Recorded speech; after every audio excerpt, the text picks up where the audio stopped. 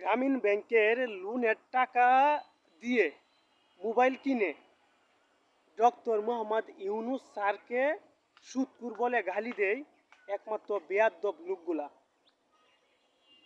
কারণ গ্রামীণ ব্যাংক থেকে যে টাকাগুলা ক্রয় করেছে ওই টাকাগুলা যদি হারাম হয় তাহলে আপনি কি জন্য ওই ব্যাংক থেকে টাকা ক্রয় করেছেন, আর ওই প্রতিষ্ঠানের মালিককে কি জন্য আপনি মোবাইল ক্রয় করে সুদখোর হারামি বলে গালিগালাজ করতেছেন। তো এটা মূর্খতা ছাড়া আর কিছুই নেই।